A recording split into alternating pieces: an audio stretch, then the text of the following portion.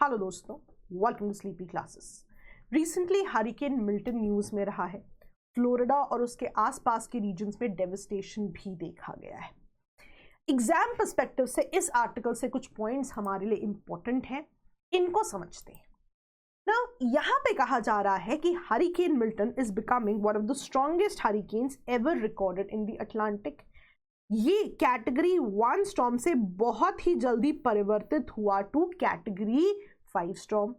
Apart from this, extreme rapid intensification भी इस hurricane से एसोसिएट किया जा सकता है। तो यहाँ पे ये आर्टिकल 2 पॉइंट्स बताता है कि ऐसी इंटेंसिफिकेशन के रीजंस जो हैं क्या है। साइंटिस्ट का कहना है गल्फ ऑफ मेक्सिको में जो टेम्परेचर्स बढ़ते जा रहे हैं primarily due to climate change, उससे ये इंटेंसिफिकेशन देखा जा रहा है। इसको समझने का तरीका क्या है? देखिए, जब भी हम टेम्परेचर बढ़ने, हीट बढ़ने की बात कर रहे हैं, बेसिकली हमारी शुरुआत कहाँ से होगी? इंसुलेशन से। तो इंसुलेशन की जब भी हम बात करेंगे, इंसुलेशन अर्थ की तरफ आ रही है, अर्थ उसे एब्जॉर्ब कर रही है। अब जब टेरेस्ट्रियल रेडिएशन की फॉर्म में ये वापस रेडिएट बैक हो रही हैं, तो यहाँ पे जो है गैसेस जो है, ग्रीन हाउस गैसेस, इस हीट को ट्रैप कर लेती हैं। ये एक स्टैंडर्ड प्रोसेस है। अगर ये प्रोसेस नहीं होगा तो हमारे आसपास वार्मथ होगी ही नहीं, कि जो भी इंसुलेशन आई वो तो वापस चली गई। तो ट्रैप होना बहुत ज़्यादा ज़रूरी है हीट का। क्यों? यही हमारे आसपास वार्मथ का ब्लैंकेट लेकर आती है।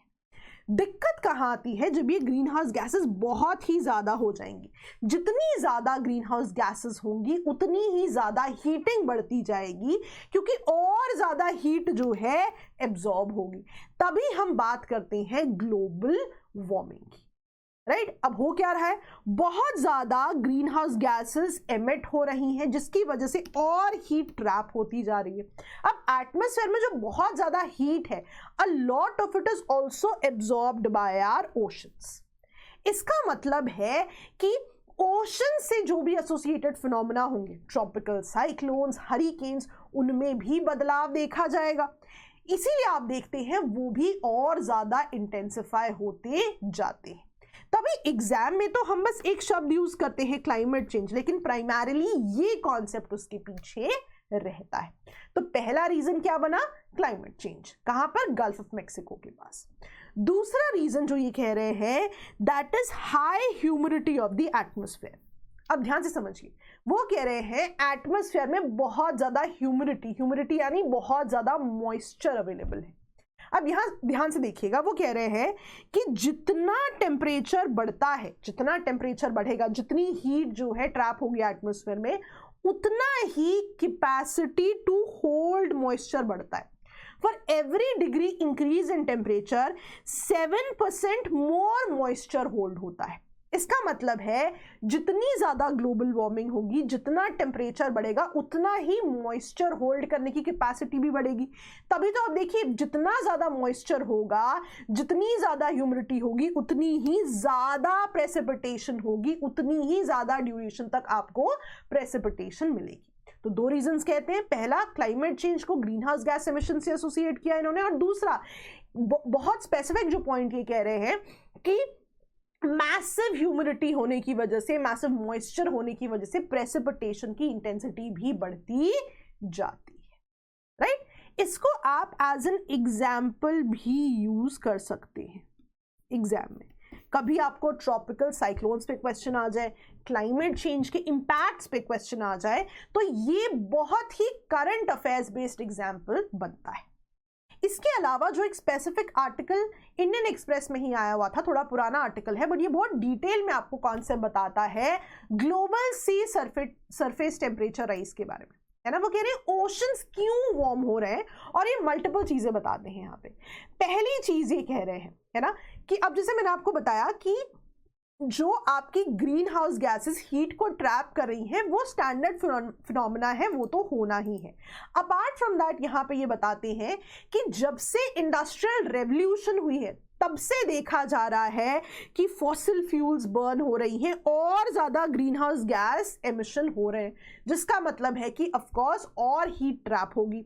अब वो कह रहे हैं कि यहाँ पे almost 90% of this extra heat trapped by greenhouse gases has been absorbed by the oceans, जिसकी वजह से over the decades, एक दिन में वार्म नहीं हुए, over the decades steadily ये वार्मर होते जा रहे हैं। तो ये इंडस्ट्रियल रेवोल्यूशन को एक बहुत ही स्पेसिफिक समय जो है मानते हैं, जिसके बाद से ये चीज बढ़नी शुरू हो गई है। तो पेपर में आप इनको जरूर कोट करें, इन पॉइंट्स को, इन लाइंस को, कभी भी आपको ओशन वार्मिंग पे क्वेश्चन आ जाए तो। दूसरी चीज ये बोल रहे हैं, जब भी एल नीनो देखा गया है, एक ट्रेंड देखा गया है कि ओशन वार्मिंग, ग्लोबल वार्मिंग कहीं ना कहीं होती है।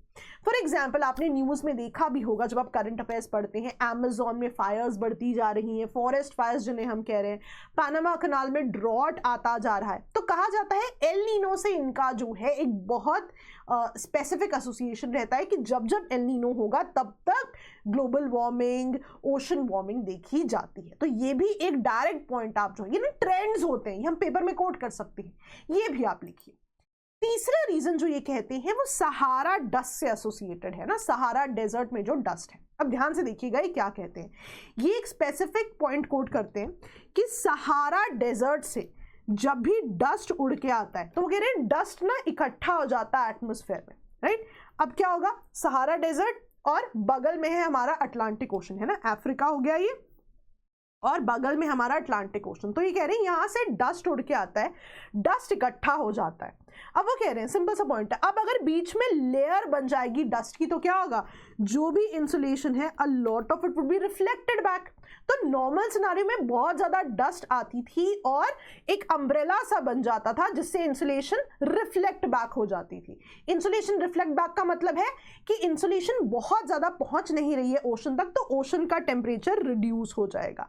लेकिन देखा गया है कि with due course of time ये डस्ट भी जो है कम आने लग गई है, क्योंकि कभी कभी देखा जाता है एवरेज विंड्स वीकर होती हैं। तो अब अगर ये डस्ट नहीं है बहुत ज्यादा तो क्या होगा, इंसुलेशन डायरेक्टली किसको इंपैक्ट कर रही है, ओशन वाटर्स को। So more of the sun is beating down on the oceans और ओशंस वार्म हो रहे हैं। तो पेपर में कभी आपको ऐसा पॉइंट आ जाए कि ओशंस वार्म क्यों हो रहे हैं, सी सरफेस टेम्परेचर्स पे क्या इंपैक्ट है, तो तीन डायरेक्ट पॉइंट्स हमने यहाँ पे देख लिए हैं। हमने इंडस्ट्रियल रेवोल्यूशन से एसोसिएट कर दिया ग्लोबल वार्मिंग को, एल नीनो से आप मेंस में डायरेक्टली इसे कोट कर सकते हैं, apart from that Sahara dust की भी बात हो सकती है। अब अगर सी सरफेस टेम्परेचर बढ़ रहा है, why is it a cause of worry, है ना, पहला पॉइंट तो अभी हमने पढ़ा है ना, हमने अभी मिल्टन हरिकेन के बारे में पढ़ा है, वो भी हम यहाँ देखेंगे, पर यहाँ बेसिक से हम शुरू करेंगे।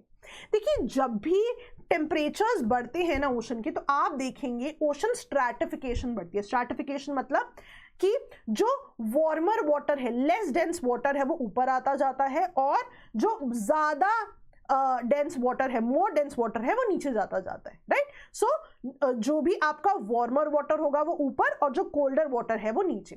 अब जितनी स्ट्रैटिफिकेशन बढ़ेगी उतना मुश्किल हो जाता है पानी की लेयर्स में चीजों का मिक्स होना। लेयर्स में चीजों का मिक्स होना मतलब कि मान लीजिए अगर हम गैसेस के कॉन्टेक्स्ट में बात करें, फॉर एग्जांपल अगर हम ऑक्सीजन के कॉन्टेक्स्ट में बात करें, तो अगर मिक्सिंग प्रॉपर नहीं होगी ना, तो ऑक्सीजन जो है हर लेयर तक पहुंच नहीं पाएगा। यानी जो निचली लेयर्स में, मान लीजिए अगर कोई मरीन लाइफ ऑक्सीजन पर डिपेंडेंट है और उसको ऑक्सीजन नहीं मिल पा रहा है, तो उस पर इंपैक्ट आएगा। तो वही ये पॉइंट कहने जा रहे हैं कि वार्मर वाटर से ओशन स्ट्रैटिफिकेशन देखी जाती है बहुत ज्यादा, और मिक्सिंग में इंपैक्ट आता है कि मिक्सिंग बढ़िया नहीं हो पाती, यानी गैसेस की मिक्सिंग बढ़िया नहीं हो पाती, और जो भी मरीन लाइफ इन पे डिपेंडेंट है उनको भी थ्रेटनिंग सर्कमस्टेंसेस बन जाते हैं।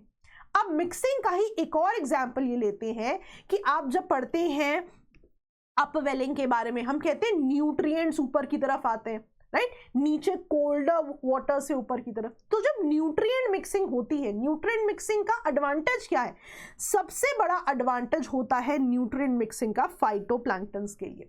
क्यों, फाइटोप्लैंक्टन्स को ग्रो करने के लिए दो चीजें चाहिए, एक उनको सनलाइट चाहिए, एक उनको न्यूट्रिएंट चाहिए। तभी आप देखेंगे फाइटोप्लैंक्टन्स ऊपरी शैलो वाटर्स में होते हैं। अब सनलाइट तो बहुत अवेलेबल है, लेकिन न्यूट्रिएंट्स भी हमेशा अवेलेबल होने चाहिए। राइट। तभी आप देखते हो अपवेलिंग जोन्स में फाइटोप्लैंक्टन्स बहुत ज्यादा होते हैं। क्यों? क्योंकि न्यूट्रिएंट्स की अवेलेबिलिटी बहुत ज्यादा है। पर मान लीजिए मिक्सिंग नहीं हो पा रही है, न्यूट्रिएंट्स पहुंच ही नहीं पा रहे हैं बहुत ज्यादा, तो क्या होगा कि फाइटोप्लैंक्टन्स को सनलाइट तो मिल रही है लेकिन न्यूट्रिएंट्स नहीं मिल पाते, तो वो उतना ग्रो नहीं हो पाएंगे। अब दिक्कत कहाँ है?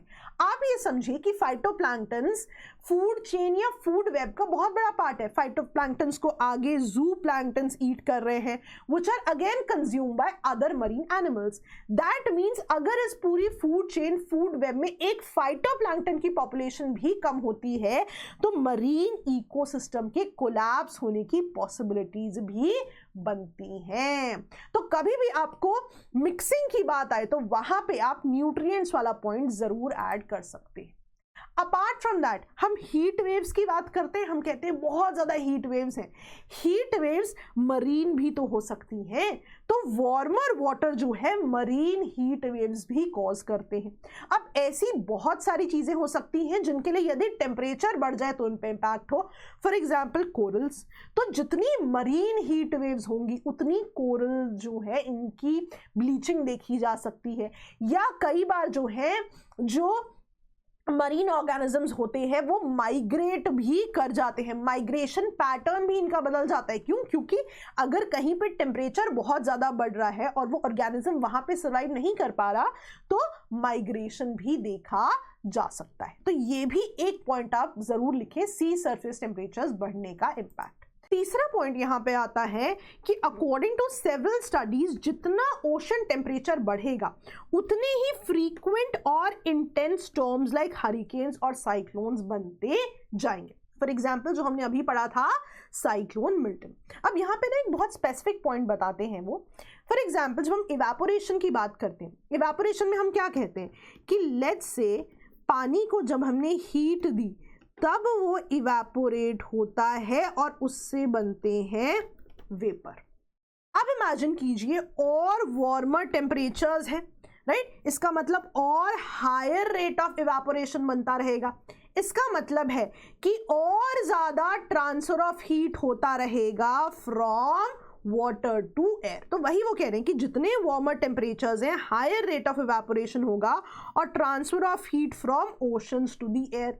और इमेजिन कीजिए इस पूरे प्रोसेस में जब ये स्टॉर्म्स ट्रैवल करते हैं from even hot water hot oceans तो और ज्यादा इवेपोरेशन होगी और ज्यादा ट्रांसफर ऑफ हीट होगी leading to intensification of storms, यानी और हेवियर रेनफॉल और ज्यादा flooding which eventually means heightened devastation for humans. तो ये कुछ पॉइंटर्स आपको याद रखने हैं। ओशंस में हीट क्यों बढ़ रही है, क्या इंपैक्ट है, और साइक्लोन मिल्टन का भी यहाँ पे इंपॉर्टेंट पॉइंटर्स हमने पढ़े। तो ऐसे ही डिटेल में चीजें पढ़ते रहेंगे। और यहाँ पे जो लास्ट चीज ये आर्टिकल कहती है कि सोल्यूशन क्या है इसका, वहां पे ये बात करते हैं कि जब तक ग्रीन हाउस गैस एमिशंस कम नहीं होंगे तब तक इस सिनेरियो को अवॉइड नहीं किया जा सकता है, राइट। तो इन बातों को आप जरूर याद रखें और हमारे मेंस मेंटरशिप बैच के लिए जरूर जो है नंबर्स पे हमारे कॉल करके डिटेल लें। बहुत ही ज्यादा होलिस्टिक बैचेस हैं, बहुत ही डिटेल्ड आंसर राइटिंग भी है, जरूर उसकी डिटेल्स लें। Thank you so much all of you, bye bye.